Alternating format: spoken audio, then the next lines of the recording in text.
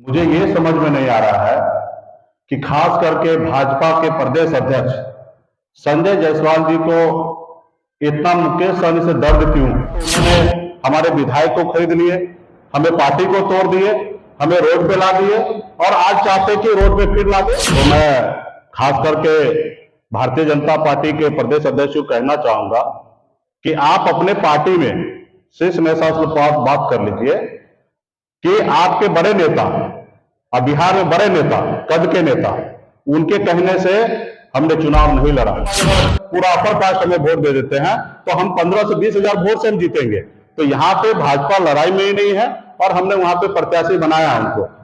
मुझे ये समझ में नहीं आ रहा है कि खास करके भाजपा के प्रदेश अध्यक्ष संजय जायसवाल जी को इतना मुकेश सहनी से दर्द क्यों। मतलब मैं ये जानता था कि उनके सपना में मैं आता हूं और कुछ जरूरी से ज्यादा आने लगा और आज तो उलूल जुलूल बयान देने लगे हैं, ऐसा बयान देने लगे हैं कि ऐसा लगता है कि कोई रोड छाप पार्टी का प्रदेश अध्यक्ष है। भाई भारतीय जनता पार्टी का प्रदेश अध्यक्ष है, देश दुनिया के सबसे बड़े पार्टी का प्रदेश अध्यक्ष है। थोड़ा सा अपनी पार्टी का गरिमा रखिए। आप अपने विरोधी जो भी नेता उनके बारे में जो भी बोलना बोलिए, एक तर्क के साथ बोलिए, लेकिन जो मर्जी होता है वो बोल देते हैं कि भाई मुकेश सहनी बी टीम है, मुकेश सहनी नीतीश कुमार जी का एजेंट है, मुकेश सहनी कोई गुर्गा है, तमाम ऐसे ऐसे पैसे का आरोप लगा रहे, लाखों करोड़ों खोखा का आरोप लगाने लगते हैं। तो मुझे लगता है कि मैं गरीब पिछड़ा अति पिछड़ा समाज का बेटा हूं। आज हम लोग संघर्ष करने के लिए मैदान में उतरे हैं। भाजपा के प्रदेश अध्यक्ष जितना गाली देना है वो मुझे दे, मुझे कोई फर्क नहीं पड़ता है। और कभी खुद देते हैं, कभी हमारे समाज के बेटा को खड़ा करके उनसे दिलवाते हैं और जो मर्जी होता है वो करते हैं। तो मैं संघर्ष करने वाले लोग हूं, 8 साल से संघर्ष कर रहा हूं और मुझे लगता है कि 8 साल तक और मैं संघर्ष करूंगा। 2030 तक हम लोग इतना मजबूत होंगे, हमारे आने वाला पीढ़ी को इतना मजबूत करेंगे कि मुझे उम्मीद है, भरोसा है कि आने वाले 2030 के बाद ये निषाद समाज पे कोई उंगली नहीं उठा पाएंगे और कोई इस तरीके से गाली नहीं देंगे। आज उन्होंने कहा कि नीतीश कुमार जी के बंगला मेहरबानी में देकर रखे हैं। नोटिस हमारे पास भी आया बंगला खाली करने का। हमने 1 महीने का समय मांगा है। आप सभी को पता है कि इस बंगला में अमर शहीद जुब्बा सहनी का बड़ा प्रतिमा है, फूलन देवी जी का प्रतिमा है और कर्पूरी ठाकुर जी का प्रतिमा है। और हमने कुछ समय मांगा सरकार से कि हम समय रहते हुए खाली कर देंगे। उसके अलावा 30 गुना फाइन के साथ हम रेंट भर रहे हैं। जो इनका रेंट होता है सरकारी, उसके 30 गुना फाइन के साथ हम रेंट भर रहे हैं। और उनको तकलीफ है कि एक अति पिछड़ा मल्ला का बेटा कैसे घर में रह रहा है। वो रोड पे बाहर निकालना चाहते हैं, जैसे चिराग पासवान जी को निकाले, उनके पिताजी को प्रतिमा को पैरों के तले कुचले, उसी तरीके से आज एक अति पिछड़ा का मल्ला का बेटा को रोड पे निकालना चाहते हैं। एक बार तो उन्होंने हमारे विधायक को खरीद लिए, हमें पार्टी को तोड़ दिए, हमें रोड पे ला दिए और आज चाहते कि रोड पे फिर ला दे। तो मुझे कोई फर्क नहीं पड़ता है।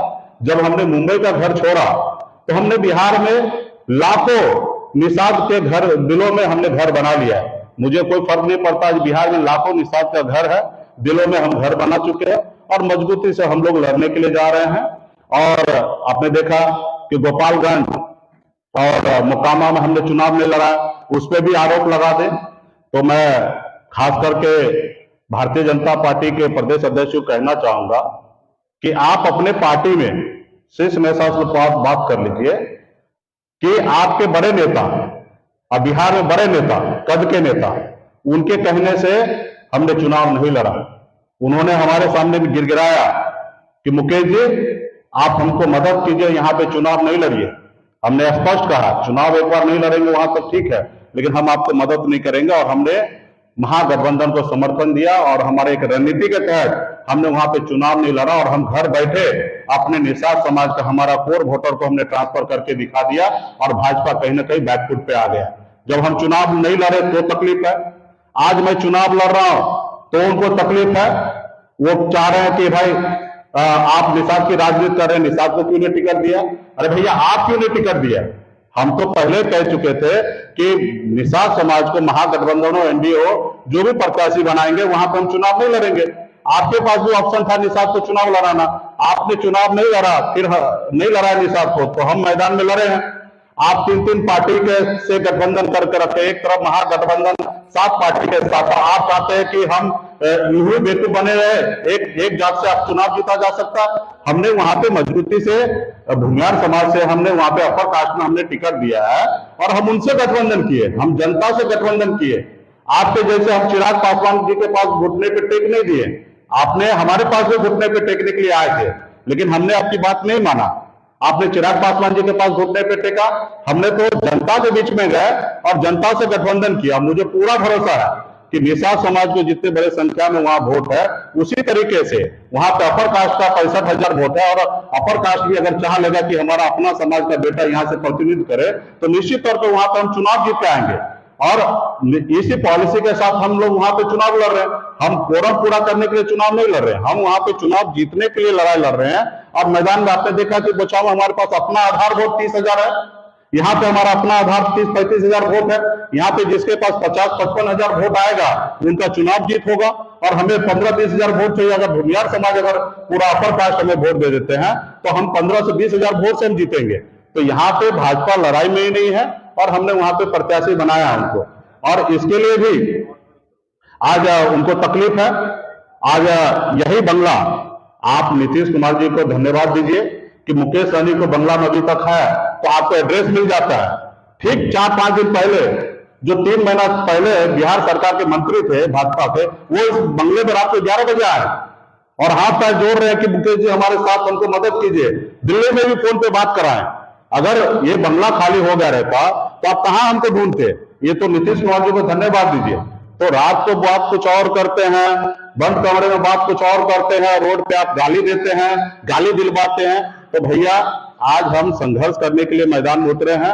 आप हमको जितना गाली देना है दीजिए, मुझे कोई फर्क नहीं पड़ता है। हम संघर्ष के लिए मैदान में उतरे हैं, और मैं तो माननीय प्रधानमंत्री जी से कहना चाहूंगा कि यही आपकी नीति है। आप सबका साथ, सबका विश्वास और विकास करने की बात करते हैं। आप कहते हैं अपने आप को मैं अति पिछड़ा का बेटा हूं, और आपकी पार्टी के लोग देखिए किस तरीके से अति पिछड़ा को बेटा को आज खड़ा हो रहा है, उसको आप खत्म करने में लगे हुए हैं। आज हमारे पार्टी को आपने तोड़ दिया, हमें बाहर कर दिया। तो इसके लिए कहीं ना कहीं माननीय प्रधानमंत्री जी को, गृह मंत्री जी को भी सोचना चाहिए। उनके पार्टी के लोग बिहार में किस तरीके से कर रहे हैं कि मुझे लगता है कि उनकी दिमागी हालत आज भाजपा प्रदेश अध्यक्ष का ठीक नहीं है। और यहाँ कोलवर में भी सुने हैं माननीय मुख्यमंत्री जी एक पागल खाना का उद्घाटन भी 2 महीना पहले किए हैं। तो मैं तो चाहूंगा कि भाजपा के बड़े नेता ये आपके नाव डुबाने वाले हैं। इससे पहले संजय जायसवाल जी को ये पागल खाना भेज के उनको दिमागी हालत ठीक करवाइए, क्योंकि एक भाजपा के प्रदेश अध्यक्ष, बताइए, बच्चे के जैसे रो रहे हैं, बच्चे के जैसे गाली दे रहे हैं, वो भी पिछड़ा समाज के लोगों को गाली दे रहे हैं। तो ये करना बंद करें, और मैं मुंह खोलूंगा ना तो भूचाल आ जाएगा। हमको चुप रहने दीजिए, हम चुप हैं, नाम नहीं ले रहे हैं तो नहीं लेने दीजिए। नहीं तो हमने कहा ना, 4 दिन पहले आपके पास एक पूर्व मंत्री बंगला में आके गया, हाथ पांव जोड़ के गया, दिल्ली में बात कराएं।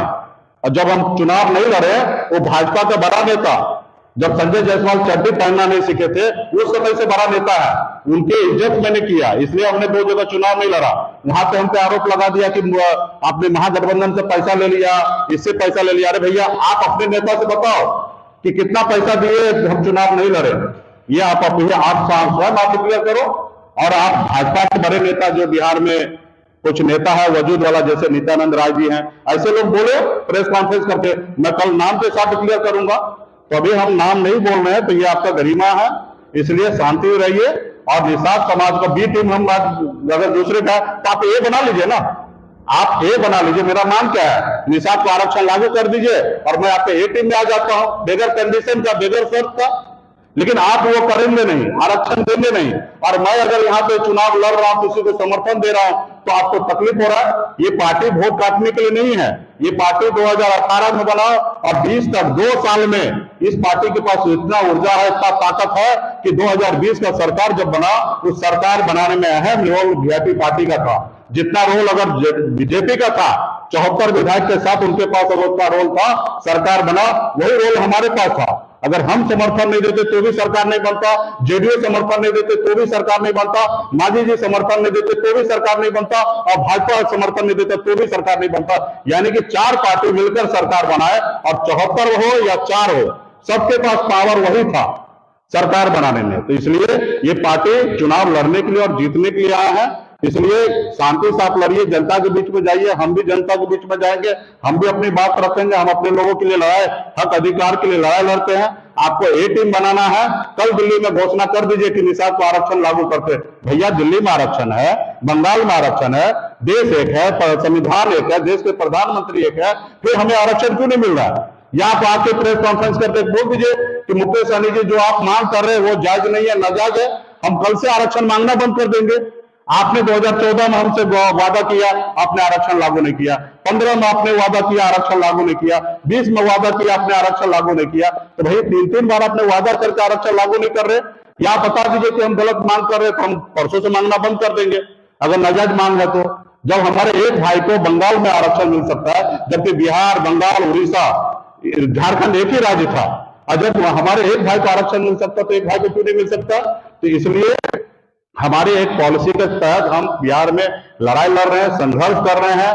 और मैं तो कहा ना कि हम लोग मछली मारने वाले का बेटा है, सर उठा के जीना सीख रहे हैं। और ये लोग तरह तरह के गाली देते हैं, तरह तरह के आरोप लगाते हैं, तरह तरह के परेशान करने में लगे रहते हैं। आज बताइए, एक अति पिछड़ा का बेटा एक घर में बंगला में है, वो भी 30 गुना फाइन के साथ हम बंगला में रेंट दे के रह रहे हैं, तो इनको इतना तकलीफ है भाई? अरे तकलीफ किस बात का? तो रोड पे उतर जाए, बोलिए आप आ जाओ सरकार। अगर ये इसका बस चलता, ये सरकार में रहता तो अभी तक हमको बाहर करा देते। कर्पूरी ठाकुर जी का प्रतिमा बाहर फेंकवा देते हैं, जुब्बा सहनी जी का प्रतिमा बाहर फेंकवा देते हैं, पूरन देवी जी का प्रतिमा बाहर फेंकवा देते हैं। इसी विचारधारा के लोग हैं। आपने देखा कि रामविलास पासवान जी तो किस तरीके से, चिराग पासवान वहां से हटे तो प्रतिमा किस तरीके से फेंका गया। तो इस तरीके ये लोग विचारधारा तो ऊपर वाला भी देखे, और इसीलिए लोगों को बिहार के सत्ता से बाहर कर दिए। निश्चित तौर पर ये लोग आज सत्ता में रहता तो मुकेश सहनी आज यहाँ नहीं रहता। ये तो माननीय मुख्यमंत्री नीतीश कुमार जी को धन्यवाद देता हूं कि आज वो गरीब पिछड़े की बात सुनते हैं और करते हैं। हमारी ये बंगला हमने रजिस्ट्री नहीं किया, हम इसको खाली करेंगे। एक समय के साथ हमने लेके और 30 गुना ज्यादा फाइन के साथ हम रह रहे हैं, तो इसलिए हम समय के साथ हम यहाँ पे शिफ्ट कर लेंगे। तो इसमें भाजपा को पेट में दर्द क्यों हो रहा है? उनके घर में तो जाके नहीं रह रहे। ऐसे लोगों को घर में तो एक रोज 1 घंटा नहीं रखेंगे, और उनके घर में जाना भी नहीं। हमने कहा ना, जब मुंबई का मैंने घर छोड़ा तो बिहार में लाखों निषाद के दिल में मैंने घर बना लिया है। मुझे कोई फर्क नहीं पड़ता है, और मुकेश सहनी के पास रहने के लिए बहुत सारा घर है। तो आज ये गाली दे, आज हम लोग संघर्ष करेंगे, और मुझे पूरा भरोसा 2030 तक हम ऐसी शक्ति, ऐसी ताकत बनाएंगे कि हमारे आने वाला पीढ़ी को कोई गलत नहीं बोलेगा। जिस जुबान से गलत बोलेगा उस जुबान को खींचने का ताकत हम आने वाले समय में बनाएंगे। ऐसी ताकत हम रखते हैं, और इसके लिए आज हम संघर्ष करें। आज मुझे लफड़े में नहीं पड़ना है, हम गाली गलौज में नहीं जाना चाहते हैं, हम कोई विवाद में नहीं जाना चाहते। आज सिर्फ हम संघर्ष करने के लिए मैदान में उतरे हैं, और इन लोगों को जितना गाली देना दे, हम पूरे चुनाव भर इन लोगों का कोई भी बात का जवाब नहीं देंगे। इनको जितना गाली देना दे, हम गाली का जवाब नहीं देंगे। हम जवाब देंगे 8 तारीख को, जिस रोज वोटिंग गिनती होगा उस रोज जवाब दिया जाएगा कि वीआईपी पार्टी के पास ताकत क्या है और वीआईपी पार्टी के पास लोग कितना है। हम वोट से उनको जवाब देंगे। आज के बाद हमने एक भी किसी भाजपा नेता का कोई जवाब हम नहीं देंगे। धन्यवाद।